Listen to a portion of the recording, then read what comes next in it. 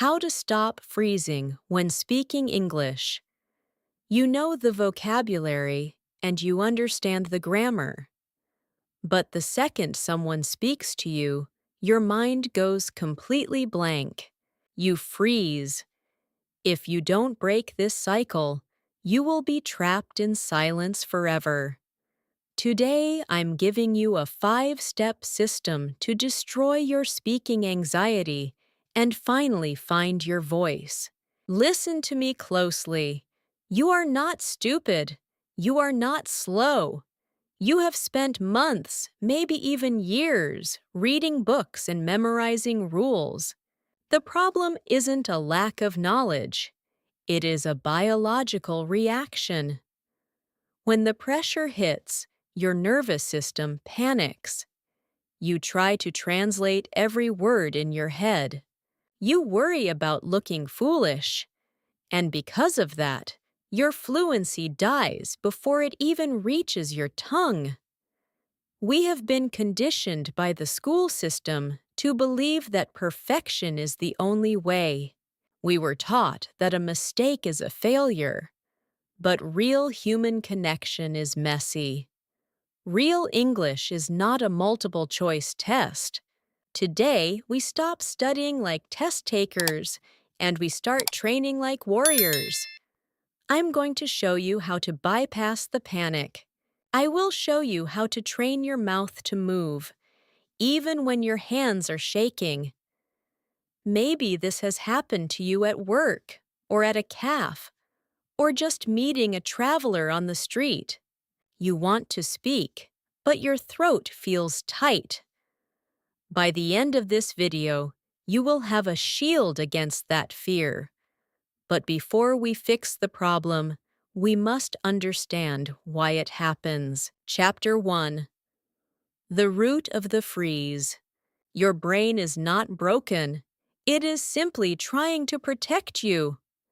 Think about the last time you tried to speak English in front of a stranger.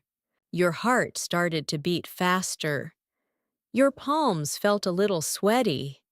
Suddenly, every English word you ever learned seemed to vanish. This is not a language problem. This is a survival problem. Deep inside your brain, there is a small part called the amygdala. Its only job is to look for danger. Thousands of years ago, danger meant a predator in the forest.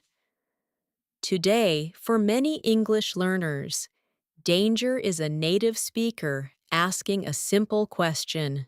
When you feel that pressure, your brain treats English like a predator.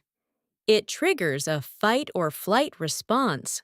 But since you cannot fight the person and you cannot run away, you do the third thing. You freeze. You become like a deer in the headlights of a car. Your brain stops all creative thinking to focus on the threat. This is why you can read a complex book in English alone at night, but you cannot order a coffee in English the next morning. In your room, you are safe.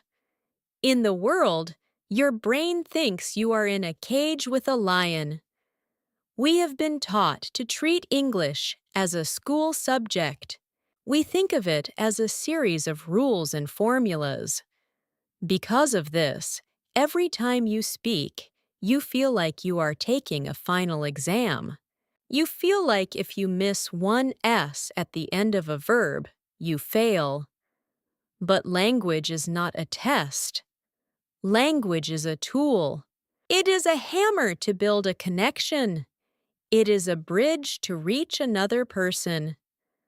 When you use a hammer, do you worry if you hold it with perfect grace? No. You just want to hit the nail. Right now, your brain is overanalyzing the tool instead of using it. You are trying to be a perfectionist in a situation that requires a survivor. Later in this video, I will show you a simple habit to calm this biological panic. But first, we need to change how you look at the enemy. We need to look at the mistakes you are so afraid of making. Because the truth about mistakes is much different than what your teacher told you. So, let's look at why your fear of making a mistake is actually a lie. Chapter 2: Redefining the Mistake. Most learners believe grammar is the problem. They think if they finally master the past perfect, the fear will vanish. But here is the surprising truth. The most fluent speakers in the world are not the ones who make zero mistakes. They are the ones who do not care when they do. Think about that for a moment. Think about the last time you heard a native English speaker talk. Did they use perfect grammar? Probably not. In fact, I want you to try something right now. Try to remember the last time a native speaker made a small grammar mistake. Can you remember it? You can't. And the reason is simple. Nobody cares. When you speak to someone, they are looking for your meaning, not your mistakes. They want to know how you feel. They want to hear your story or your opinion. They are not sitting there with a red pen, waiting to grade your sentences. We have this perfectionist's ghost following us everywhere. It whispers that if you say he go instead of he goes, the world will stop. But in the real world, the conversation just keeps moving. Communication is about connection, not perfection. Fluent speakers mess up daily. They forget words. They use the wrong preposition. But they don't stop. They don't freeze and apologize for 5 minutes because they missed a comma in their head. They just keep going until they are understood. This is the pattern interrupt you need in your life. You need to stop seeing a mistake as a hole in the ground that you fall into. Instead, see it as a small bump on the road. You feel it, you notice it, and then you keep driving. If you wait until your English is perfect before you speak, you will never speak. Perfection is a cage. It keeps your voice locked inside your mind. It makes you a prisoner of your own knowledge. You have all these beautiful ideas, but they never reach the light. So I want you to give yourself permission to be messy.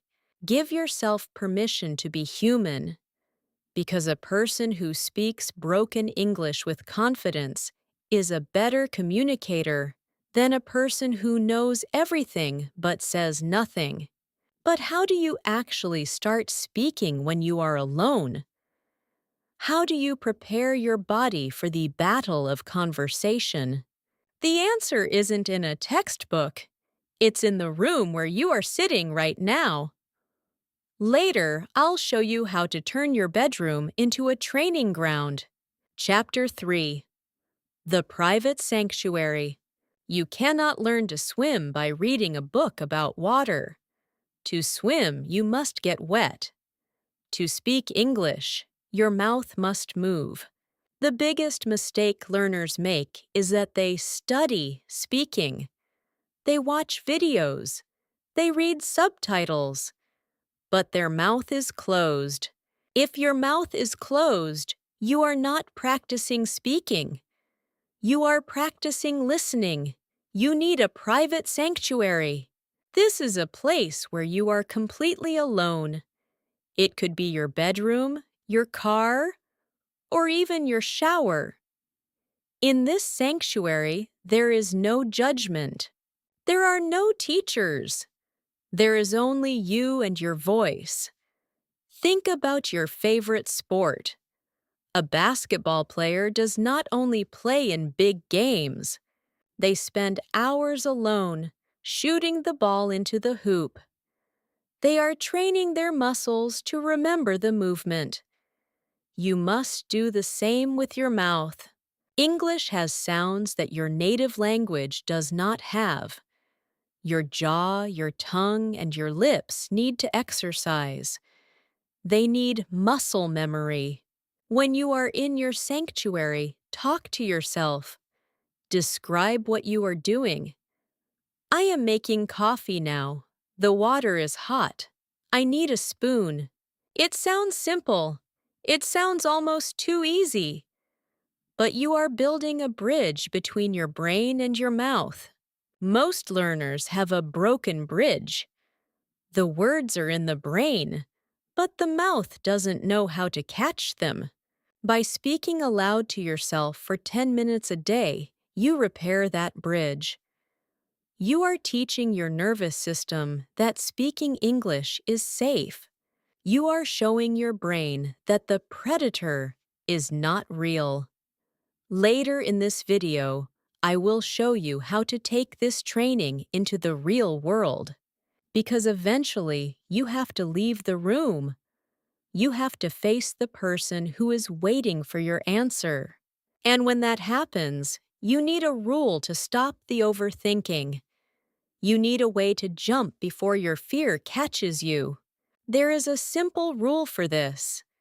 It takes only 3 seconds, and it will change the way you interact with every person you meet. Chapter 4. The 3-second courage rule.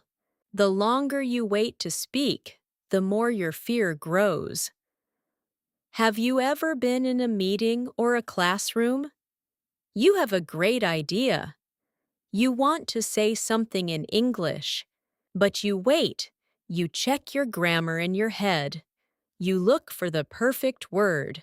1 second passes, 2 seconds pass. By the 5th second, your heart is pounding, and you decide to stay silent. Your brain has talked you out of it. This is the hesitation loop. To break it, you need the 3-second courage rule. The rule is simple. When you have the urge to speak, you must start within 3 seconds. Do not wait for the perfect sentence. Do not wait for the fear to go away. The fear will never go away if you stay silent. You must move before your brain can tell you no. Let's look at a mini example. Imagine you are standing in a coffee shop in London or New York. You want to order a latte. Your brain starts to panic. Do I say I would like or can I have? Is it a latte or one latte? Stop. Count to 3. 1, 2, 3. Hi, 1 latte, please. That's it. The moment you open your mouth, the freeze is broken. Action is the only cure for anxiety. Once you start the sentence, your brain is forced to finish it. It stops looking for predators and starts looking for words. It is like jumping into a cold swimming pool. If you stand on the edge and look at the water, you will feel cold.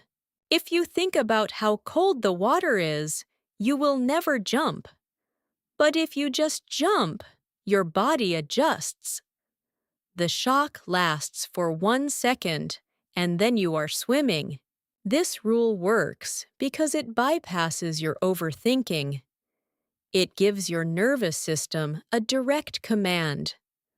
We are speaking now. You only need 3 seconds of courage to start a conversation that could last an hour. You only need 3 seconds to change your identity from a student to a speaker. But even if you speak, you might still worry about what people think. You might worry about looking silly or unprofessional. So, in the next part, I will show you how to build an emotional shield. I will show you how to stop caring about the judgment of others, because their opinion is not your problem. Chapter 5. The So What? Shield. The biggest barrier to your fluency is not your accent. It is your ego. We are all afraid of looking foolish. We are afraid that if we make a mistake, people will think we are not smart. But here is a breakthrough realization. Most people are too busy thinking about themselves to judge you. While you are worrying about your grammar, they are worrying about their own hair, their lunch, or their own problems.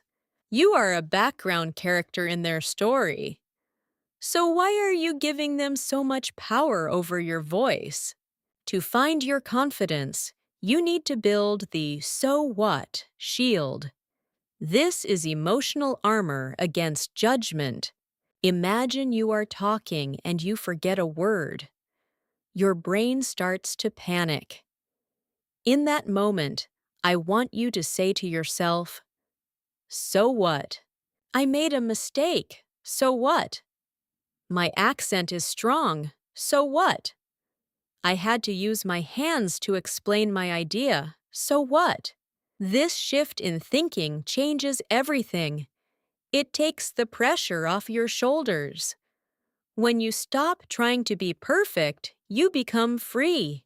Think about it. If you see someone trying to speak your native language, do you laugh at them? Do you think they are stupid because they use the wrong word? Of course not. You feel respect for them. You think, "Wow, they are brave for trying to learn my language." That is exactly what people think about you. They see a person who is working hard to grow. They see a person who has the courage to learn. If someone actually judges you for your English, that is their problem, not yours. It says everything about their character and nothing about your intelligence. You do not need the approval of a stranger to be a successful speaker. You only need the courage to be misunderstood. Fluent speakers are not fearless. They just decide that their message is more important than their fear.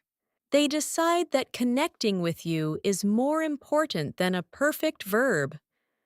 So, put on your shield, take a deep breath, and remember, your English is a gift you are sharing with the world. If it's not perfect yet, so what? Now that you have the mindset, you need a plan. You need a way to turn this courage into a daily habit. In the next part, I'm going to give you a specific challenge. It will take you only 7 days to change your life. Chapter 6. The 7-Day Vocal Challenge. Knowledge without action is just a daydream. You have the mindset and you have the "so what" shield. Now, you need a training plan. I want to give you the 7-day fearless speaking workflow. This is not a grammar challenge. This is a courage challenge. Each day, you will push your comfort zone just a little bit. On day 1, you stay in your private sanctuary. Find a short video or a podcast in English. Listen to one sentence, pause it, and say it out loud. Do this for 10 minutes. You are teaching your mouth how the words feel. On day 2, you record yourself. Take your phone and record a 1-minute video of yourself talking about your day. Don't worry about the lighting or your hair. Just speak. When you watch it back, do not look for mistakes. Look for the moments where you were brave enough to keep going. On day 3, we go into the world, but we stay low stakes. Find a way to ask a simple question to a stranger or a colleague in English. "What time is it?" Or, "Where is the nearest coffee shop?" Even if you know the answer, ask the question. You are practicing the 3-second courage rule. On day 4, you find a language partner or a friend. Tell them a short story. It can be about what you ate for breakfast or a movie you saw. Focus on the story, not the grammar. On day 5, you have a mistake party. Try to have a conversation and intentionally make 3 mistakes. Say he go instead of he goes. Notice how the world does not end. Notice how the person still understands you. On day 6, you speak for 5 minutes without stopping. If you forget a word, describe it. If you get stuck, say, and keep moving. Do not let the silence win. Finally, on day 7, you look at how far you have come. You realize that the freeze is starting to melt. You are no longer a deer in the headlights. You are a speaker. Later in this video, I will show you what happens when you finally stop fighting yourself. But for now, I want you to commit to this challenge. Think about the version of you that speaks English with a smile. That person is waiting for you at the end of these 7 days. The transition from student to speaker is not a jump. It is a series of small, brave steps. And you are already taking the first one right now. Look at how far you have already come. You spent years thinking your English was the problem. You thought you needed more books, more lists, and more rules. But today, you realize the truth. The only thing standing between you and fluency was a wall of fear. And that wall is starting to crumble. Imagine yourself 6 months from now. You are sitting in a meeting or perhaps traveling in a new city. Someone asks you a question. You don't panic. You don't look at the floor. You look them in the eye. You smile and you answer. The words flow because you finally gave them permission to be imperfect. You are finally free to be yourself in a second language. That version of you is not a dream. It is a choice. Every time you use the 3-second rule, you are choosing that person. Every time you say, "So what?" to a mistake, you are building that future. You have the tools. You have the shield. Now, all you need is the heart to keep going. Don't let your voice stay locked away for another year. The world wants to hear what you have to say. Not in perfect English, but in your English. If this lesson helped you study English differently, subscribe to Study English TV. We are here every week to help you build your confidence and your life. I want you to make a promise to yourself right now. Go to the comments and write, "I will speak English today." When you write those words, you are telling your brain that the freeze is over. And if you want to start your journey right now, join the waitlist for our free 7-day speaking challenge. Stop studying. Start speaking. I will see you in the next video.